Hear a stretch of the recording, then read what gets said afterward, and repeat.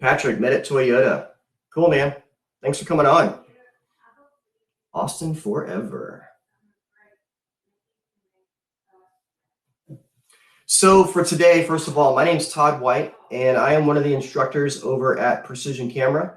I'm also, as you can tell probably from my shirt, a Lumix Global Ambassador, and I also work a lot with Ceramonic audio products as well as far as audio gear. So for this next hour, I'm really here to answer y'all's questions, and we can dive into all aspects of video from just starting out as beginners, the basic stuff, and we can also go a little bit more into lighting and audio and so on. So please, by all means, start throwing questions at me and we can dive in.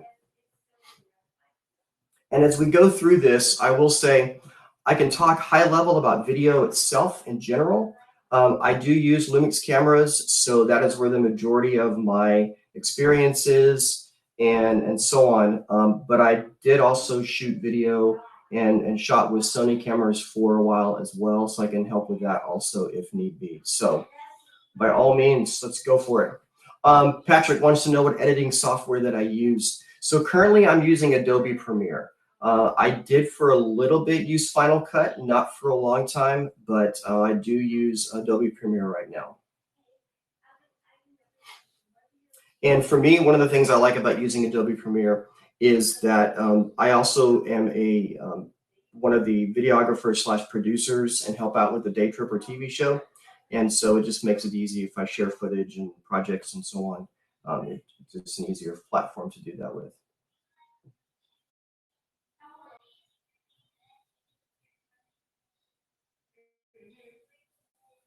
All right, so Gene wants to know if I can recommend the best flat profile on a GH4. And I will say for me, I've not used the GH4, I've used the GH5, and I believe there is a neutral profile that we can use, and I can grab my GH5 if I need to and look at that real quick. But most of your cameras are going to have log profiles that they can use, but then also you'll be able to find picture profiles in there for recording that'll be things like standard, and there'll be some for vivid, and you'll find one that's called flat or neutral, and that is what I would use because I don't believe a GH4 goes into or has Vlog at this time. I know the GH5 has what's called a Vlog Lite in it, but I'm not sure about the GH4. As far as in Adobe to color grade, when you bring that in, you're going to basically need to go in and look for a color profile that's going to match that. And coming in at flat, you can pretty much use a standard profile and go over to your color section and begin to adjust in there as well to your taste. Cool. Got you going there, Gene. Thanks for the question. Josh says, we're looking to do full production recording of all bands and speakers at our camp. Lit stage, LED backdrops. Okay. So low house lighting. Josh, a little more information here. When you're talking about doing this at a camp, are you talking like at a traditional summer camp, or are you going to be inside of a building, or is it going to be like one of those kind of an overhang pavilions? Give me a little more information.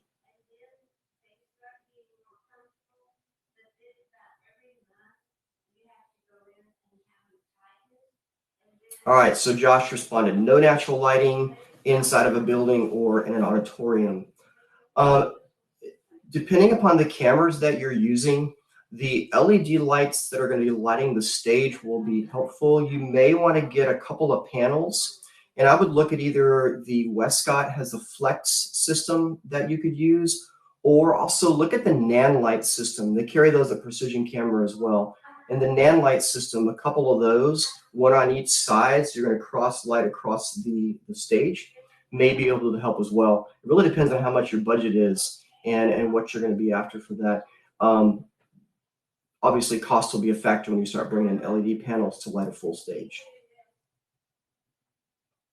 As far as the actual video equipment, Josh is asking, I'm going to obviously say that I'm going to recommend that the Lumix S1 is a really fantastic camera. The S1H as well. I'm not sure if that's going to be overkill for what you're after, but the S1 is a really great camera for video. I use that camera a lot in my production itself. So the best bet for the bands, obviously for audio, is to be able to plug into the soundboard and to be able to record to like a Zoom recorder. But as far as cameras, I think a couple of S1s would be great. And if budget is a challenge, then a couple of GH5s will be great as well. I had a question further up from Nicole about editing skin in video. That's a really interesting question. So the answer to that is yes. However, you need to shoot it correctly when you're on set. So you really can't edit acne and such, but there's a couple of things you can do to help out. You can obviously shoot it right and overexpose some in the actual recording of the video, and that will help. But as far as going in and doing a touch up on the skin like you do in Photoshop, you really don't have that option. The closest you can get to that, Nicole, is there is a plugin made by Red Giant, and it is a plugin for Premiere, and I believe it's called Cosmo. However, it's very, very intensive on the processor because it's going to need to go through and, in essence, frame by frame, do corrections. So you can look into that, but it is processor intensive. All right, let's see what else. Josh, coming back to you, did I answer all your questions? Is there anything else that you need or want to talk about in reference to that?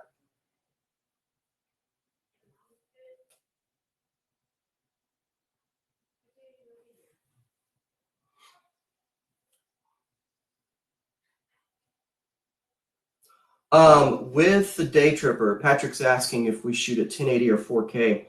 We shoot at 1080 on that. We're using some big shoulder cams that we shoot 1080 on. There's some stuff that we'll shoot in 4K when we're using one of the smaller cameras, but the majority of what we're shooting is going to be in 4K. I mean, it's in 1080, sorry.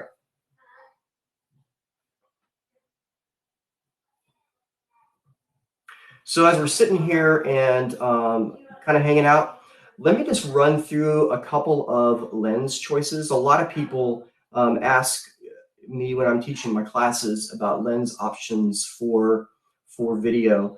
And I will say that for me, I'm a big fan of zooms. So when you are filming and doing video, it's about how often you want to change out your lenses and such when you're filming. I do a lot of run and gun shooting. So for me, I run with the 24 to 72.8, which is a Lumix S Pro lens.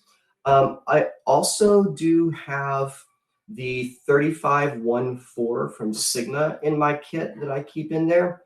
One thing to note when you're shooting video is that the longer the lens that you have, as far as the focal length, the more stabilization you're going to need. So when you start getting into 70, 85, 200, you're going to notice if you're hand holding your shot, you're going to notice a whole lot of shake going on there. So you're going to have to put that on a tripod or a stabilizer.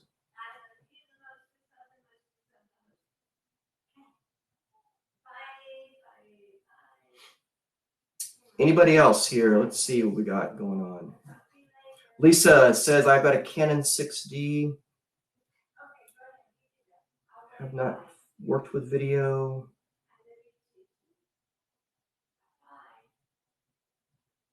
All right, Lisa. So I am actually teaching a class this week on Thursday. I've got a class that is going to be basic video, shooting basic video. So I would encourage you to sign up for that because in that particular class, I do a deep dive. So I'm going to go really deep into understanding frame rates and the shutter speeds that are required. I'm going to get into a little bit of color profile, but really get you started on the basics. Gene says, what is the stabilization like on the S1H? Can you pretty much use it without a stabilizer most of the time? I do. I shoot a lot of stuff handheld, and I typically shoot at 60 frames a second. If I'm shooting 24 frames a second, I might need a little bit of a stabilizer, but it just really depends on what I'm shooting. I've done some handheld interviews and filming people talking, and have had no issues whatsoever with the S1H as far as being stabilized. And a lot of times I'll shoot in 4K knowing that I can punch in, and that helps a little bit as well.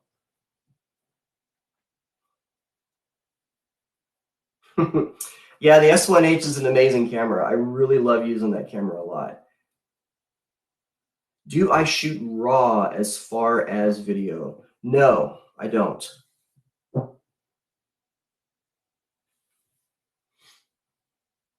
I do always, though, shoot with Vlog, Rex, to answer that question a little bit more. I always shoot in Vlog. Yes, I know it's not RAW technically, but that gives me a whole lot of dynamic range to play with and to work with in post-production.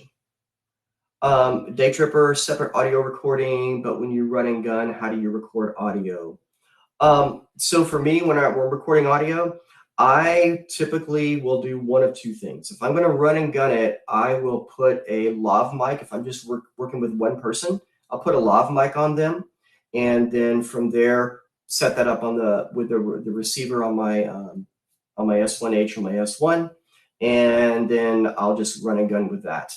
Now, if I'm doing an interview style or an event style, then I will put a shotgun mic on top of, I will put a shotgun mic up on top of my camera and just go directly in that way. As far as lav mics, I'm going to grab something off my shelf real quick.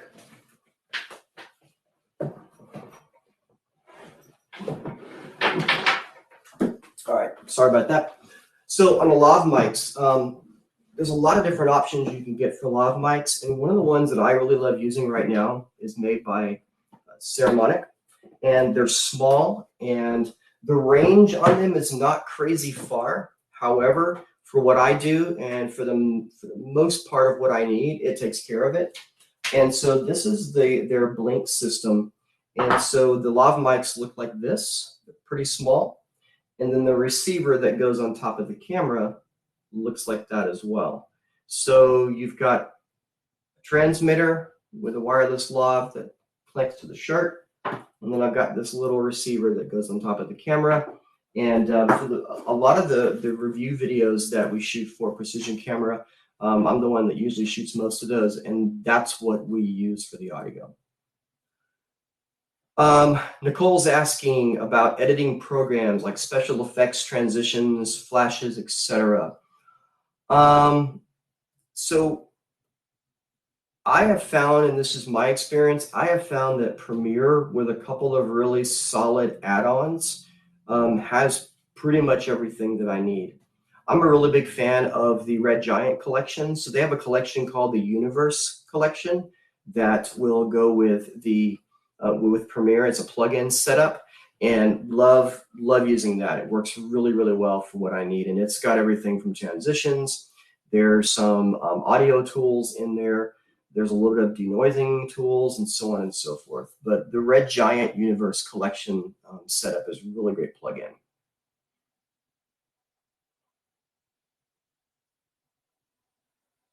Nicole's asking where is that found, and the Red Giant is the redgiant.com website, and then you can go look at Universe. I want to say the subscription for that, I think it's a yearly plan, and I want to say it's like $129, $125. So, and Gene is jumping in there and saying that Cosmo 2 is part of that. Cosmo 2 is part of Red Giant. However, it is not part of the Universe setup that I'm referring to, which is a collection of plugins for Premiere. It's a separate package that you get separately. All right. Any other questions that you guys have?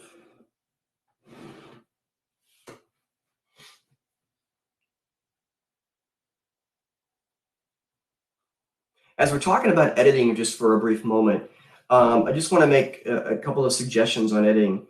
One of the key things for editing and being successful at it and not pulling out your hair in the process is to really work on organization of your files and your folder structure prior to actually opening it up in Premiere and trying to organize in Premiere. So organize everything on the hard drive and spend your time before you go to Premiere getting things set up and organized. Definitely will help you a whole lot. I'm very meticulous about organization when I'm doing my editing. And I've got an editing class that I'll be teaching later on this month, and I'll do a really deep dive into that. But I do a folder for each project, and then I've got separate subfolders in there for audio, for music, for B-roll, for interview. And then if I shoot with any other cameras, drones, GoPros, and so on, they all get their separate individual folder. It just makes it easier going through and sorting for footage. Do I edit off of drives is a question that Gene has. It depends on the project and how intensive that project is. I've got a Dell Precision system that I use, desktop system. And for that machine, I've got a couple of SSD drives that are internal. So I edit off of those drives. They're not my operating system drive. They're separate drives. And just for the speed of editing like 4K, I will drop all my footage onto the SSD drives. It just makes it a lot easier as far as speed is concerned. There are some projects, though, that I will edit off of a USB 3 drives, and I use the G drives for that. The G drives, I use those to do the editing there. You can get those at Precision Camera as well. The best fast drives.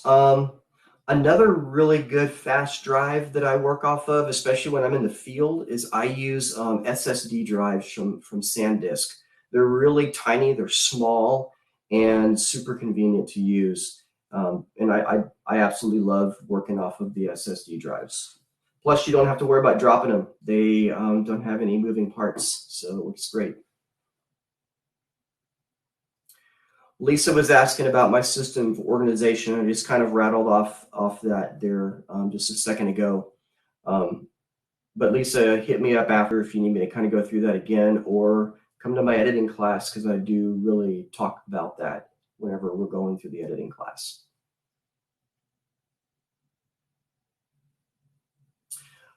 Joe's got a question here. Any comment on good timing for edits and interview situations, reactions, cut in before comments, etc.? Any style comments? There's a couple of ways I tend to edit interviews.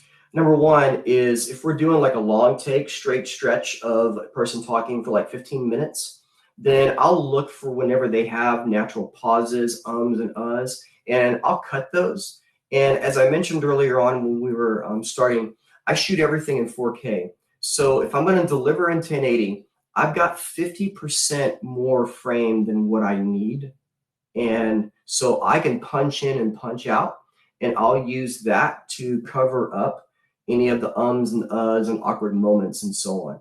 So I guess for me, for my style is shooting in 4K, and I'm going to punch in and punch out. And then also most of my interviews I do shoot with B-roll. So then as far as B-roll is concerned, then I'll use that to cover over someone talking and use that to hide any awkward cuts and such. Joe, does that answer your question? Does that get you what you're after there? And just one of the key things about that is make sure that you shoot far enough back so when you do punch in and punch back out, you don't run the risk of cutting off the head or just an awkward spot whenever you punch in on that. So I tend to leave a little more headroom than what I need so I can go in and I can punch and do that. And then Raymond has a comment, and Rex has a comment down there about SSD drives to use the fastest interface that you have on your system. So yeah, absolutely go with the fastest that you can do, for sure. So Patrick's got a question. Follow-up says, when I shoot non-interview, how do I shoot B-roll? Do I do it in between, before, or after? When I'm doing an interview with someone, I will tend to shoot all of my B-roll after I'm actually done. Because as they're going through the interview, I'm making notes, or if I have an assistant with me, they're making notes about the topics and what the person is talking about. And that way I can go back and make sure I shoot that in case I need to cover over anything with that B-roll. So I always do tend to try to for sure shoot the interview first and then do the B-roll later. There'll be some B-roll that I'll know I'll need, like a location, or maybe it's a camera body that we're reviewing or something like that. But for the most part, I do wait till after the interview.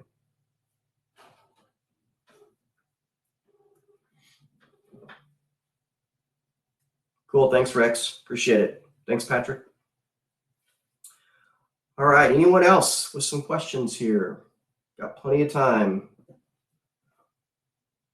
Let me talk a little bit about, just while we're waiting here, about some lighting for different scenarios and situations.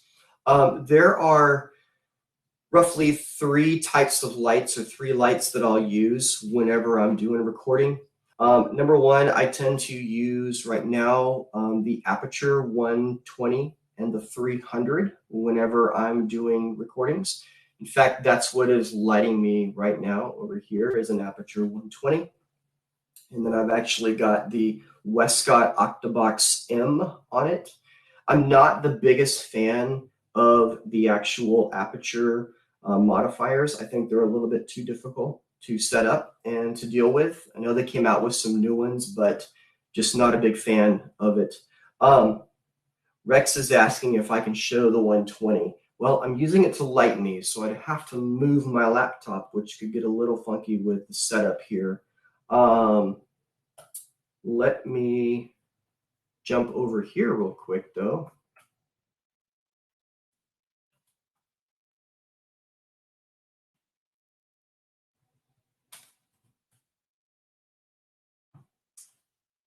Okay, don't know why this is being so difficult.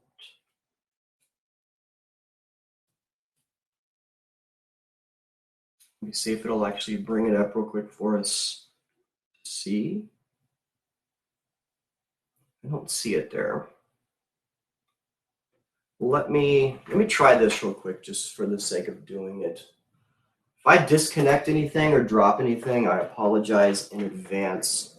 So that is the power supply for the 120, and the 120D is up there. I know this is like super awkward, sorry. Trying to show you there what I've got. Anyway, as I move all my cables, if anything disconnects, I apologize. All right, so the Aperture 120. Now, let me just give you a couple of thoughts on that first before we go away from that comment. So the Aperture 120D and the 300, the difference in those obviously is the amount of power. So in something like we're doing right now with an interview and so on, the 120D is more than enough. I have this at 50% power right now, and it's giving me way more light than I need. However, if I wanted to mimic sunlight, maybe put a light outside of a window, which I've done before, and diffuse it, but really push light through an entire room or entire space, then I'll actually use the Aperture 300 for that, because it's powerful enough to emulate sunlight, if you will. Oh, thanks, Bryn down at Precision Camera put the 120D mark in there for us, a 120D link, Mark II there. All right, cool. Anyway, so the 120, the 300, and then I also have used the Westcott Flex system. So the Flex lights, if you've not seen them, are really cool as well. They're super, super thin. You can build them out in a frame, and you can put soft boxes on them and so on, which is perfect for lighting interview styles and so on. However, the other cool thing about the Flex lights is I can actually roll them up. And so you can roll them up and stick them in like weird little odd places. They're flat enough. You could actually gaff tape them to the ceiling and give you some downlight as well, which is pretty cool. You don't have to put up a full stand for them if you don't want to, if you need to fit them into a tight place. So like the setup that I have right now with the 120 and the Westcott modifier on it, it's a little tough. I need some space to be able to accommodate that. So anyway, the Westcotts take a little bit longer, as Gene said, to set up, but they do look great. It's just about a personal preference at that point. The other system that I've been enjoying and I've used a couple of times is the Nanlite system at Precision. And I like it because you've got 3 different sizes of the panels, and so they work really, really well. And then another light that I'm a fan of, if you just need Nanlite, I believe that one is spelled Nanlite, I believe is what that is. They've got those over at Precision also. I think while we're here, Brandon may pop that up in the links over there for you guys to look at. The Nanlite is a competitor with Aperture, so they've got a series of lights that will directly compete with the Aperture series, but then they've also got some flat panel lights that are really, really nice as well. And then for smaller lights that I need to use in some spaces, and especially if I want to add points of interest and some different color and so on, I'm a really big fan of the Savage. And Savage makes an RGB 300 light, which is fantastic for quick run and gun setups. Nothing crazy, nothing big, just enough light to light your person or even to use in the background as some different color options as well. And that's with the Savage RGB 300 series of a light. I've got those here in my office as well that I love using as another option for people. In fact, I'm going to grab one really fast.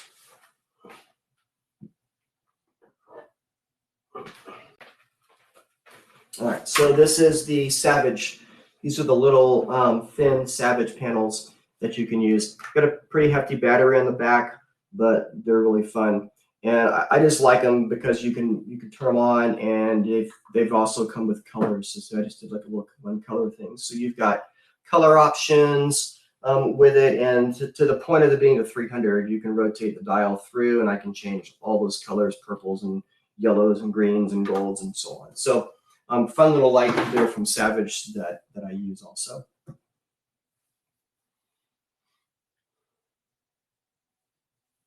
Patrick's asking, Cody at MCO in Georgetown, the video there, the natural light, or did I use extra lighting? You're talking about the most recent video that I shot for them. That was the one for their food delivery service, the grocery video.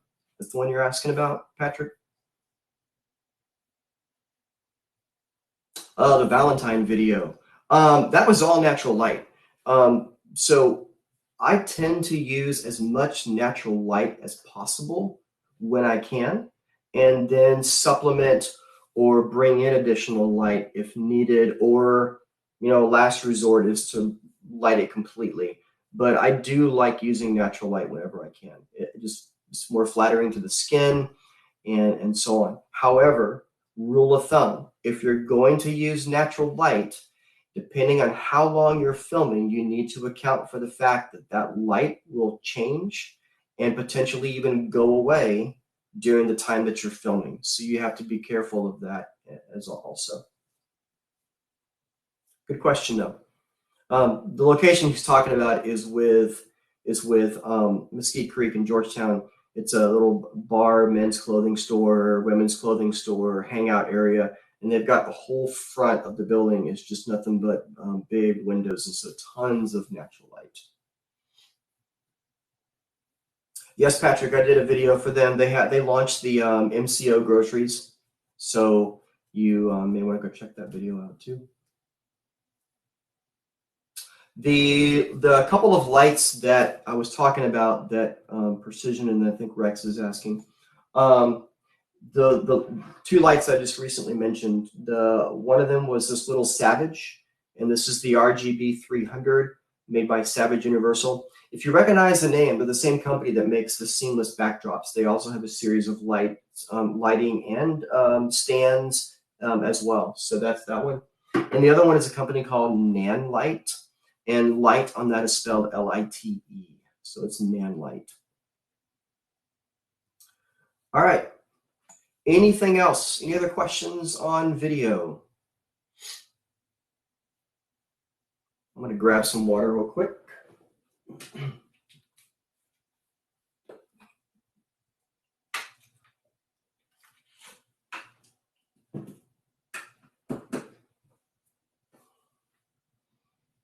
Hey, Nicole, thanks. Yeah, I look forward to having you in the class for video editing. We are going to dive into Premiere, and we will start from project organization, organization within Premiere, dropping clips in the timeline, trimming, and working with audio and transitions and all that fun stuff. The editing class, let's see.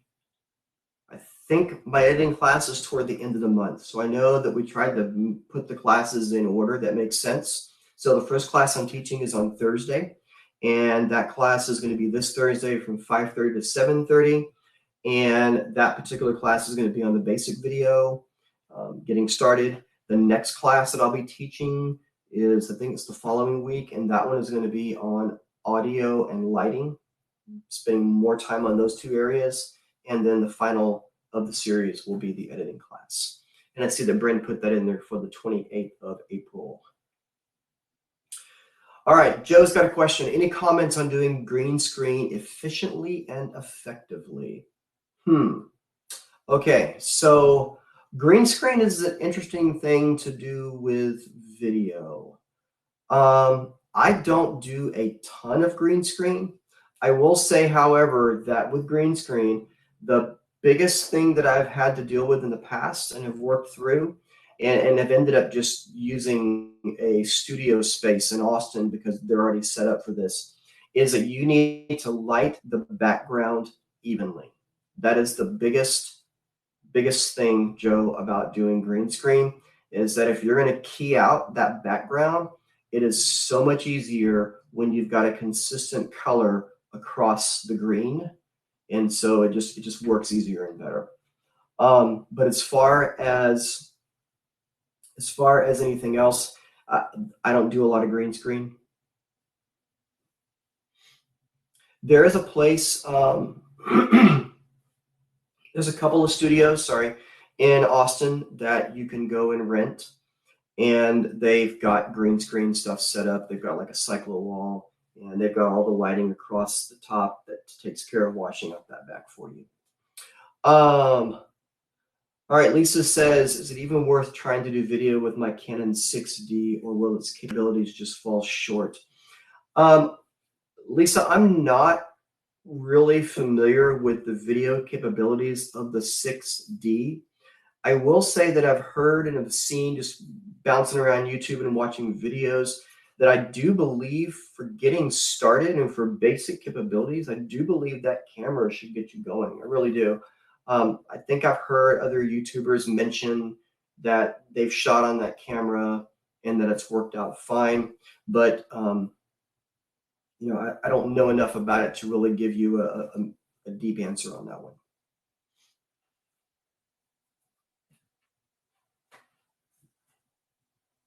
All right. Anything else you guys want me to cover? Rex has a comment about the preamps being noisy on the Canon. And that may be so. A lot of cameras really aren't obviously focused on the best preamps and capturing the best audio. I mean, if you really, really, really want to focus on getting super clean audio and top-notch audio, you really should be recording to a separate device. But with that said, what I always recommend is that you record a little bit lower and watch your audio levels and don't go to yellow or red. But Lisa just said if she has a mixer she'd be recording from, so that will definitely take care of that and will definitely help out with the audio side, because most of the cameras aren't set to actually handle true audio recording that you need at a professional level. I tend to use the Zoom system a lot whenever I'm doing my interviews. One of the things I love about using a separate audio recorder is that I can adjust levels on the fly. So it works out really well for that.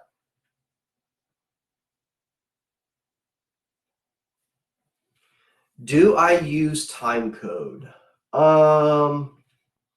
It depends. If I'm on my own shooting and running around, then no, I don't really worry about time code. But um, if we get into shooting with 3 or more cameras, then yes. But on a regular basis, no, I don't use time code.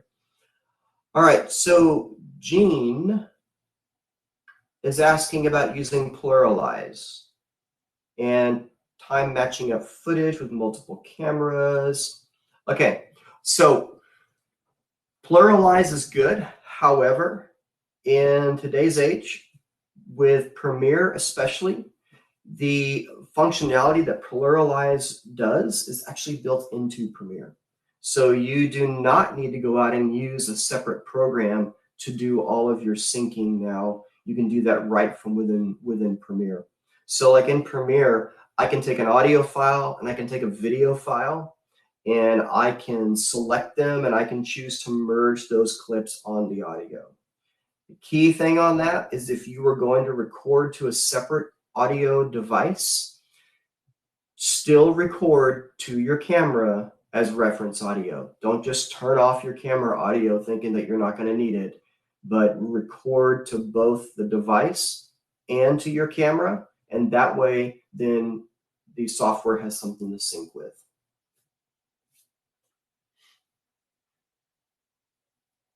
I know that Brand dropped in the link there for the Zoom products.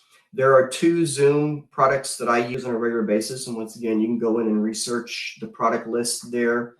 But what I tend to do is I tend to use the Zoom H5, which has XLR inputs for it. I tend to use the Zoom H5. Then I also have an H1N just for small running around and such. Let's see here. Gene says, but it only lets you sync one video and one audio clip. Well, audio, yes. Video, I've done multi-camera sync with Premiere before, and it's worked. So I've done up to two video clips and an audio clip with no issues. All right. Patrick says, do I use sync, slate, or clap? I use a clap.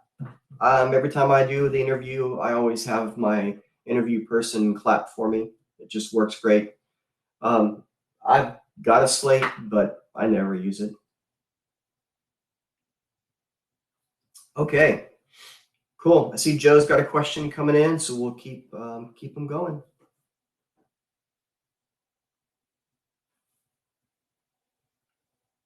Earlier up in the list of questions, I forget who asked the question, but there was a comment there about getting a reflection on glasses with lighting. And that's always a challenge. That really is a challenge. There's a couple of things you can do to help out with that. With getting glasses and not getting as much of a reflection, higher up with the light, still keep it at that 45-degree angle, but go a little bit higher, and that'll help. Also, it depends on how it looks, but if you have the person slide the glasses down on the nose a hair, but it depends on your camera angle because you don't want the glasses to cut right across the eyes. Another option too is just to have them tilt their head down some also. Glasses are just tough. They are. I've even had where I've done on set where I've had the person I'm interviewing, I've had them pop the lens out of their glasses. They need to keep the glasses on just because that's what they're known for and that's just part of who they are. Then they know where the camera is. They can see good enough and they're not having to read anything. Then I've just had them pop the lenses out.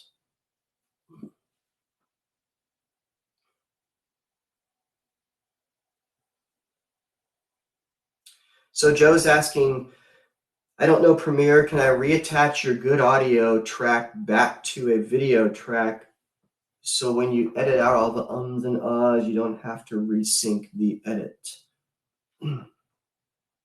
So Joe, um, I'm assuming you're talking about here that you've got a separate audio track recorded like to a Zoom recorder, and you're gonna take that and sync that up with the clip itself. So here's how I do that. And so I will always sync all my audio up front and have that ready to go as my clip that I'm working with. And what I tend to do is I will sync my audio with my video, pull that over into my timeline. And then at that point, I can then choose to unlink everything and I kill the audio tracks that I'm not going to use. And then I will pull up my audio to my video, just pull it up in my timeline, and then I will relink that back together. And then I can cut and go and don't have to worry about resyncing anything. Does that make sense what I'm talking about? Cool. Okay. All right. Anyone else? Any other questions here? I see Rex is coming in with something there. One thing I'll mention too with myself, I shoot the majority, except for long interviews, the majority of the fashion clips that I do, lifestyle clips, even some in the kitchen, cooking clips and stuff like that. I shoot the majority of my stuff handheld. And when I'm doing that, I've just worked out a system. And so I use the GorillaPod. I use the 5K kit that they call it. I use that for whenever I am holding my camera. And so that gives me at least 2 points of contact to the body. I've got the GorillaPod grip in my hand, and I've got my hand on the grip on the camera, and then I'm moving around and I'm shooting. So I am a really big fan of doing the using the handheld and then using the GorillaPod for whatever I'm shooting. Rex says, do I ever jump cut audio during interviews when I drop ums and uhs, or do I always cut the B-roll? So Rex, there's 2 ways I handle that. I do jump cuts for sure. However, that's the beauty earlier on I was mentioning about shooting in 4K. So if I am fully zoomed out on my person and I need to do a cut and to cut out an or an then I will go from that full frame and then I'll drop in by 25%. So I can pop in and pop out and use that to be able to hide those jump cuts and then sprinkle the B-roll in as I need to as well.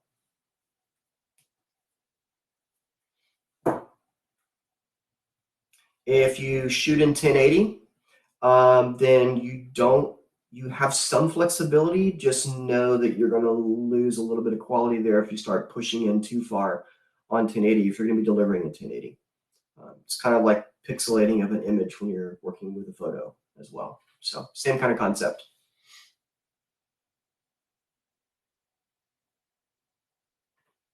All right. A lot of good questions, a lot of fun stuff here. And a lot of it I go further into and demonstrate and show when I'm teaching my classes. Have I adjusted time speed while editing or use constant time? Are you referring to like if I'm shooting like in 60 frames a second and modifying that clip and changing it from 60 and 30 down to 24? Is that what you're after? Yeah, using slow-mo. Absolutely. So when I'm shooting, I will shoot for how I intend to use that particular clip. So obviously, if I'm doing talking head interviews, the majority of that, I'm going to be shooting that at 24. Very rarely do I shoot at 30 when I have audio. So the majority of that's going to be at 24. And then also I will shoot my slow-mo, I'll shoot that in 60 frames a second, knowing that I'm going to retime that down to 24 inside of Premiere. I'll reinterpret the footage. So I do that for sure. Every so often, I will use 30 frames a second as slow-mo when I am maybe doing a walking sequence with someone and they're not talking. I don't want it to be so slow, like at 60 frames a second, but I want to just cover a little bit of the movement that happens. Then I'll shoot that in 30 and then just slow that down to 24 in post.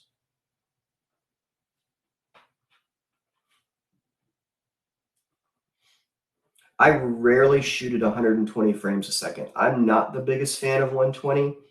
I think it has its purpose and I think it has its place, but I rarely shoot at 120 frames a second. Most of my slow-mo is going to be 60.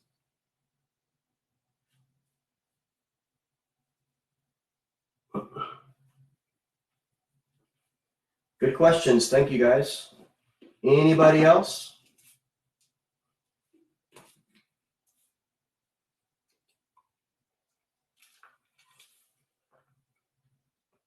Rex is asking 120 frames a second more for sports and action. Yes, things that are moving extremely fast that I need to slow down, then 120 frames a second for that for sure. Sports, race cars, even some cooking, depending upon what we're doing. If I've got someone that's got some insane knife skills, then I may shoot that at 120 frames a second if they're just really going to town on like some cutting some peppers and things like that. So anyway, but like I said, rarely will I use 120 frames a second. Joe asked if I ever use an Osmo Pocket in my work. I have not. I had the very first Osmo when it came out, and I rarely used it. I just felt that the footage, it's such a specialty, it's such a specialty camera that I didn't use it on a regular basis. I felt that it was a little bit too wide, GoPro-y looking.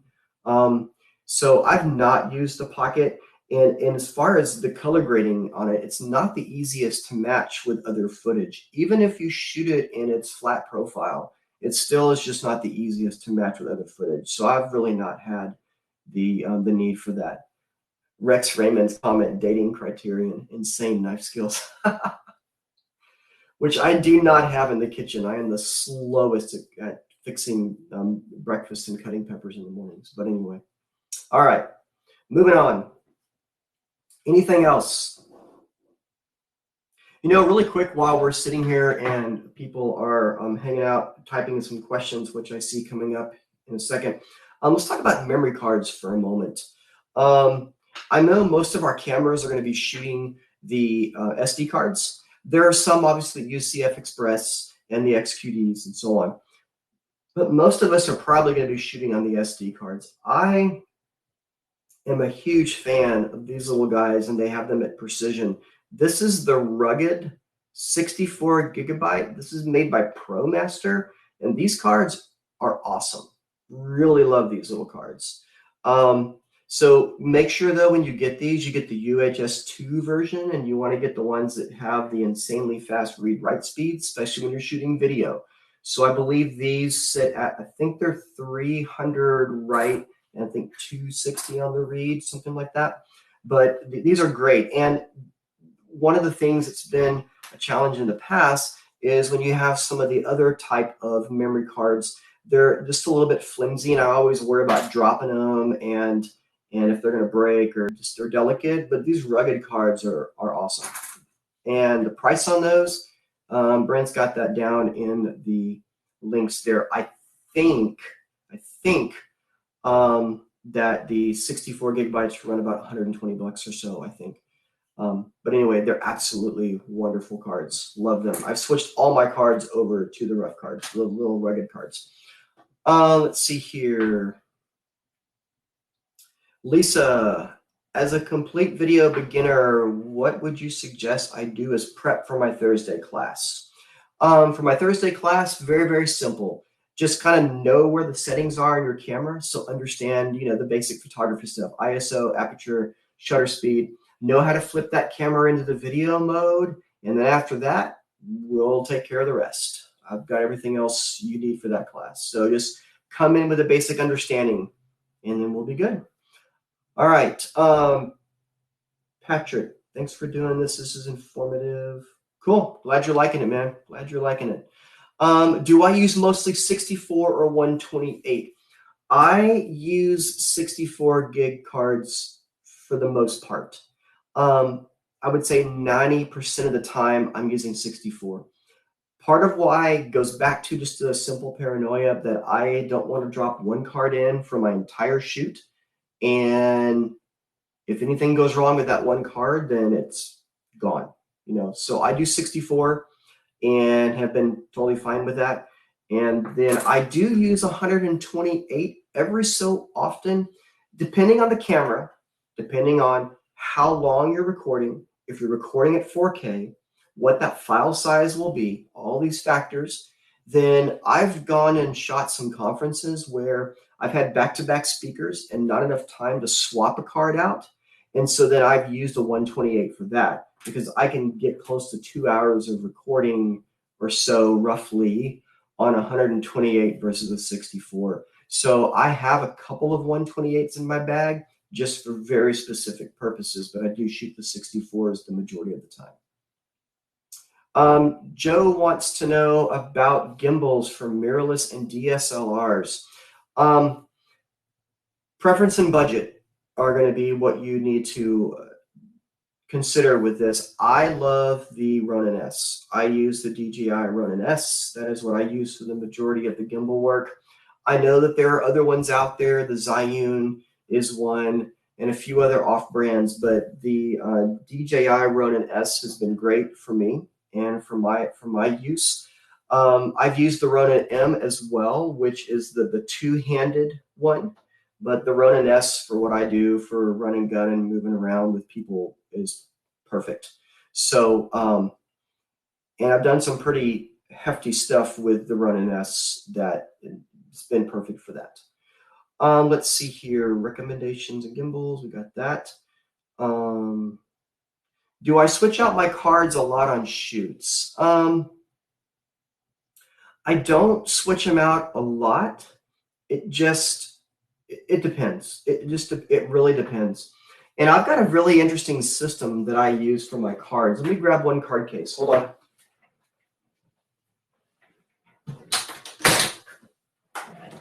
Here's a little quick tip for you guys on if you go on big shoots. So when I shoot a conference, I'm going back to Jane's question there. When I shoot a conference, depending on how many speakers I'm filming, I will tend to shoot one card per speaker.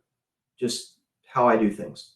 And what I do to not get confused is I always have two cases with me, okay?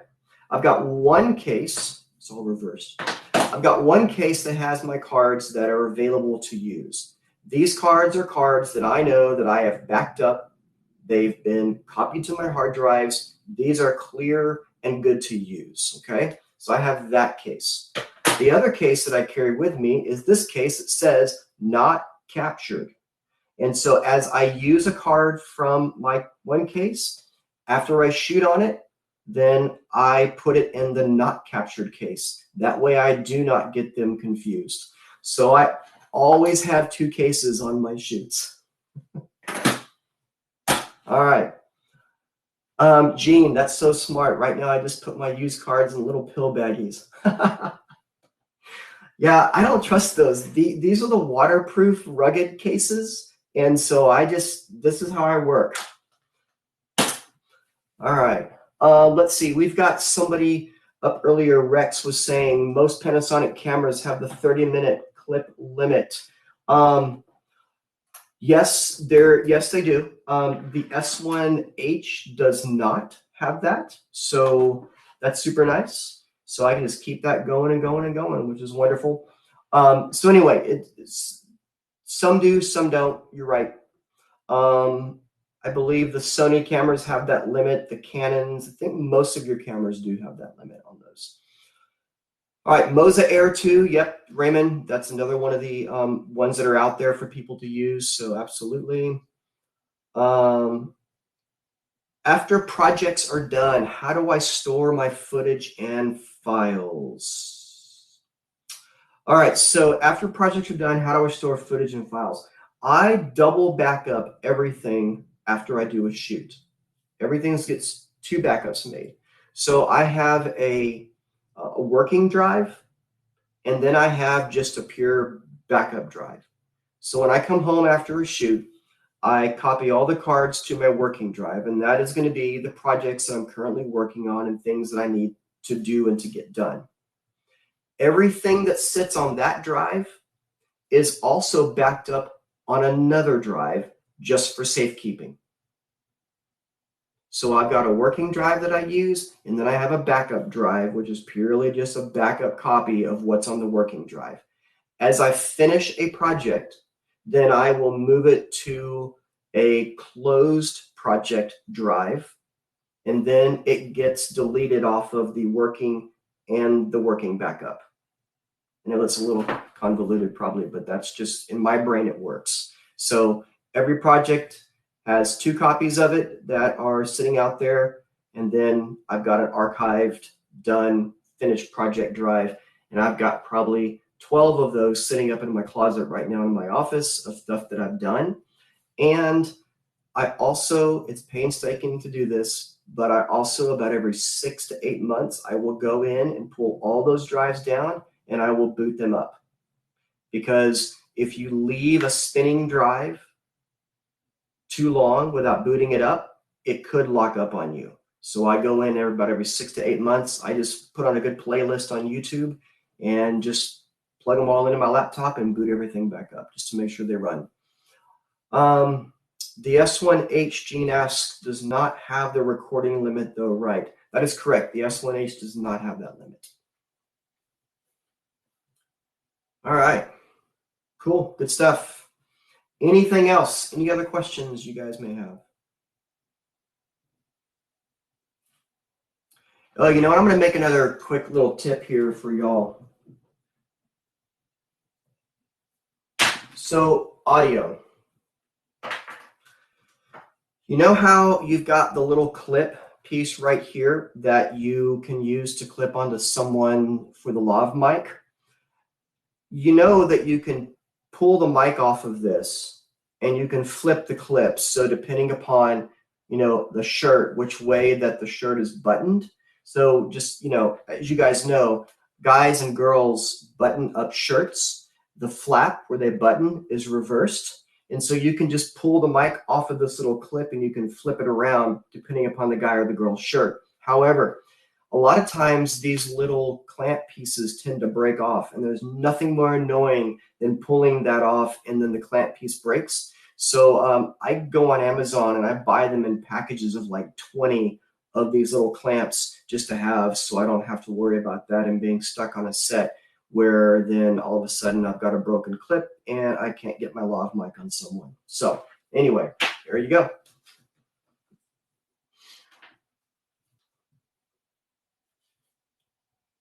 And I guess we are done. Looks like we're wrapping up here. I see the Precision says, thanks everyone for joining in. We'll do this every week in April. So I'll see you guys next Tuesday. Thank you all very much. Appreciate it.